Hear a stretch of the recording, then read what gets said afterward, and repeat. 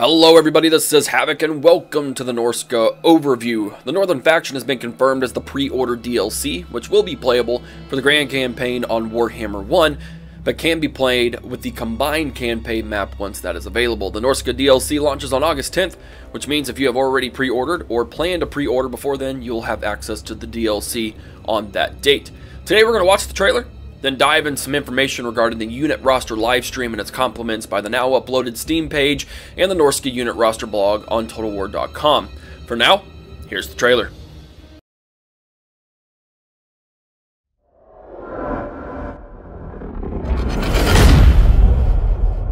We seek the monsters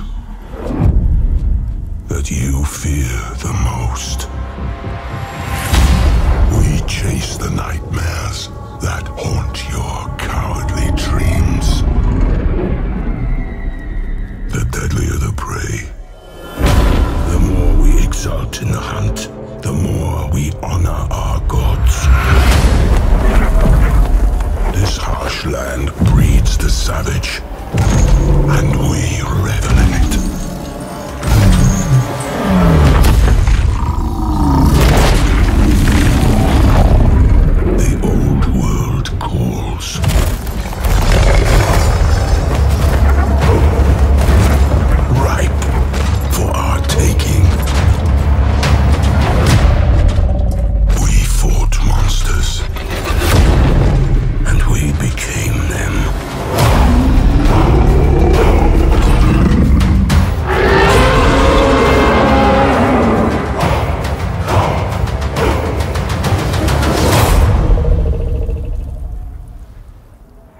First off, while I have been enjoying the super scripted in-game trailers, it's nice to see a more cinematic trailer, especially to show off some of the units and Wulfric the Wanderer, one of the legendary lords. I also wanted to say up front that I wasn't really expecting this much content for the pre-order DLC faction, especially not for a Norsca faction, which had been not confirmed, but pretty much kind of basically confirmed. And with what has been revealed so far with the trailer as well as the unit roster, I'm very excited to get to play as them come around August. The Norsca has been given a pretty unique playstyle and some awesome new mechanics for both campaign and battles, and that's where I'm going to begin. The Norsca campaign is one of relentless pillage and ruination. Their principal sources of income are raiding and sacking. This lends itself to a very mobile and competitive playstyle, always keeping your armies on the move and often in contention with other factions. Raising settlements enables you to erect monoliths to the dark gods of Norsca, and the gods always reward the faithful.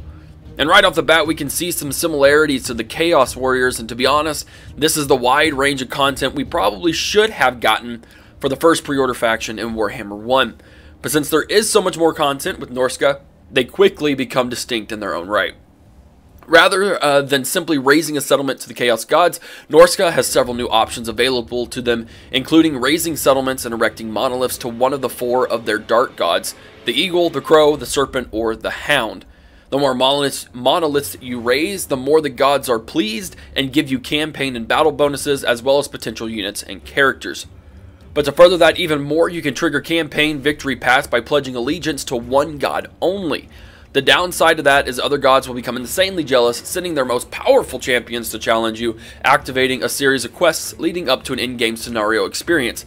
And this should be a pretty sweet campaign victory path. I'm excited to try to kind of balance both, maybe do a campaign, one for YouTube that is either balancing all the gods or focusing on one, and then one on my own that's doing the exact opposite of whatever goes up on YouTube. It's a really cool kind of campaign mechanic, and a good way to trigger that campaign victory is to, one of the ways, I don't know if there are more, surely there are more, your standard conqueror, X amount of settlements, defeat factions, things of that nature, but definitely triggering that campaign by focusing on one god should be pretty sweet. Not only that, but Norscans can confederate with their fellow tribes by defeating the enemy faction leader in battle. Marauder outposts can be established along conquered coastal settlements, much in the same way of the Wood Elves, which provide basic recruitment and welcome replenishment stops throughout the old world. Conquering major faction capitals such as Altdorf, Castle Drakenhof, etc. allows you to build fully developed Norscan settlements, as well as plundering the previous faction secrets, unlocking some unique new tech to research. What that is in detail we don't know yet, obviously, with this brand new information.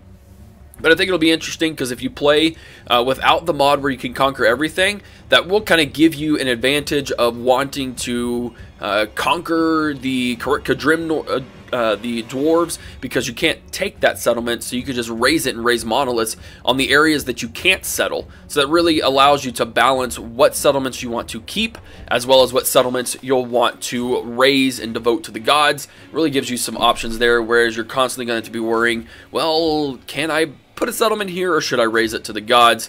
Those settlements that you cannot conquer obviously should default to the gods. And last but certainly not least for the campaign, once the Monster Hunter skill is unlocked, the Norsca faction gains access to the Monstrous Arcanum. This ancient tome lists the mightiest beasts and monsters that roam the world. You may then choose to initiate hunts, embarking on multi-stage quests which culminate in battles against these legendary creatures. Once defeated, they may bestow legendary trophies which the player may equip to his characters. In certain cases, the monsters themselves may be brought to heal and recruited for use in battle, and I think some of these units were shown in the trailer, such as the Mammoth and the Frostworm. Of course, not confirmed, simply speculation. In battle, Norscan armies are swift and vicious, featuring a backbone of increasingly fierce and more heavily armed marauder infantry units. With the right buildings in place, they can also recruit a wide array of monstrous units such as trolls, Fimir warriors, Norscan ice wolves, and skin wolves. And at the top of this tree are frostworms and the colossal war mammoth. There are two really awesome battle mechanics in the Norsca factions that we'll be able to use as well. First is a sort of rage mechanic. It may actually be called the rage mechanic, where the longer your unit stays engaged in battle, the more damage and other benefits they receive in kind of a 3-tier format. So there's 3 levels. Your beginning engagement will eventually trigger 1. The longer they stay while engaged in battle, the more and more intense it gets. This means you're going to want to find ways to boost the leadership of your units and allowing them to stay in battle longer, and ultimately giving you a very nice advantage. One of the units that will help with leadership is the War Mammoth, and I think it has the War Shrine. I do believe that is the unit, the Chaos War Shrine, where it's kind of an area of effect damage, not damage, where your units gain a really good boost in leadership, allowing you to keep that staying power, stay in battle, building up that rage more and more and more, getting to level 3, and ultimately being able to take on bigger and bigger units. I think this battle mechanic will really shake up multiplayer, as well as people fighting the Norsca factions will want to find ways to skirmish and disengage quickly, because the longer you are engaged with a Norscan unit, the more damage they're going to be able to do to you.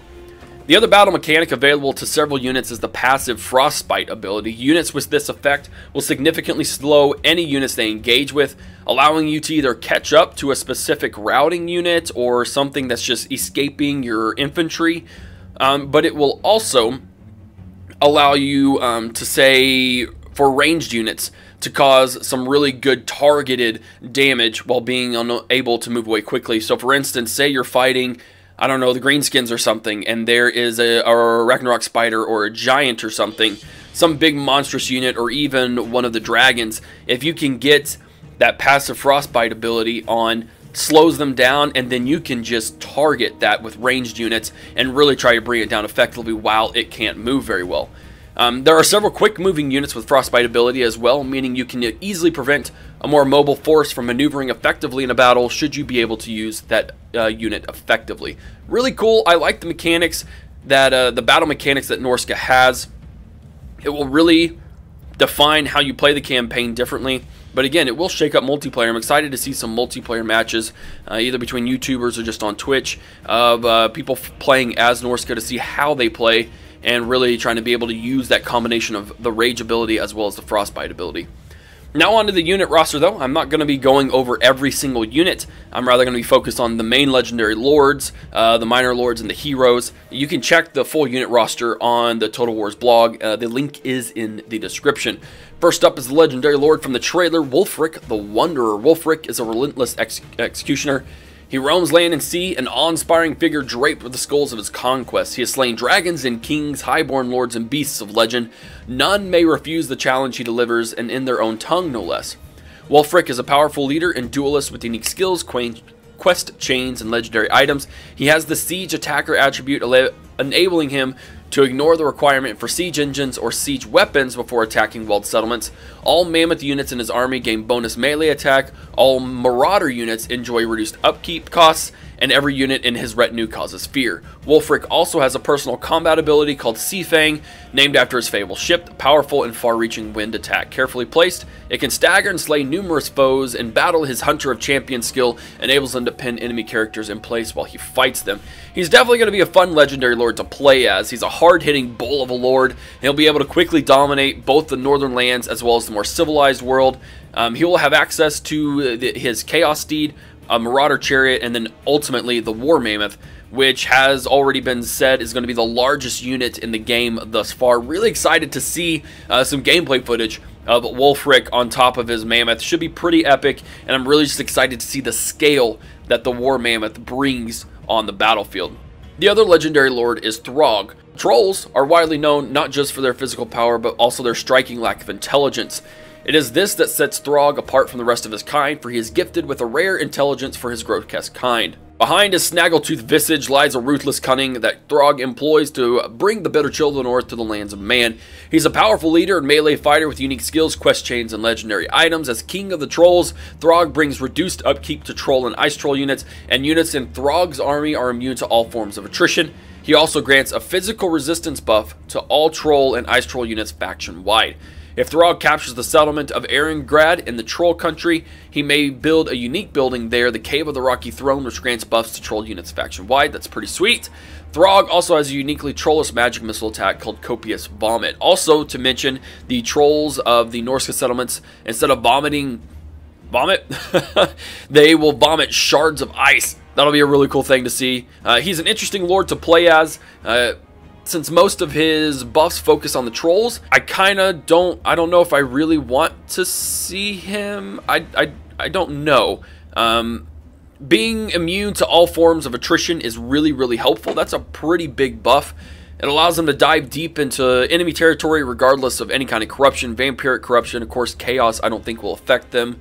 You know, things of that nature. And since he's a troll, he of course doesn't get any sort of mount but his own 2 feet. So it's really kind of a toss-up between what you want to do. If you love using trolls, then definitely go Throg. Otherwise, I think I'll probably stick to Wulfric for sure. The Melee Lord is a Marauder Chieftain who's pretty much a less epic form of Wulfric. He has access to the same mounts as the Legendary Lord and is the only other Lord the Norscans have access to, which I think is really interesting as well. The heroes are where things get a little bit interesting. The first caster hero is a Shaman Sorcerer. They'll have access to more lores of magic than the other sorcerers of the other factions, which I think is pretty cool.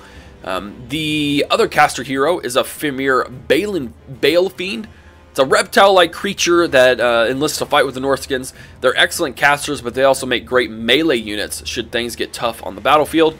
They're really kind of grotesque looking, and you're seeing an image of it right now, but I think they'll be pretty sweet to get some more information on. The melee hero is a Skinwolf Werekin, essentially a werewolf. They're able to regenerate, which means you can kind of get into battle. Things get a little too heated. He's taking a lot of damage. He can pull out, rest for a little bit, regenerate, and then head right back in. They're also really fast, so you should be able to get around the battlefield to kind of support any troops that are kind of failing a little bit, which is a pretty cool, unique little thing as well. Of course, none of these guys receive any mounts, I don't believe. Let me look at the unit roster really quick again. I don't believe it doesn't say anything. Oh, the Shaman Sorcerer gets Chaos Steed and a Marauder Chariot. There we go. Melee Hero, the Wolf Werekin, gets only foot, and the Caster Hero, of course, they only get foot things because they're monsters. So that's about it, guys. Creative Assembly has done an excellent job preparing Norsca for the pre-order bonus faction for Warhammer 2. They've really gone above and beyond what they were able to do, what they did for the Chaos Warriors. Like, this is a true faction pre-order bonus. I'm super excited for it. They have a very fleshed out unit roster with a solid balance of human and monster units. Both the campaign and battle mechanics, new or not, will bring a fresh wind to the old world and will more than help fill the space between its release on August 10th to September, the release of Warhammer 2.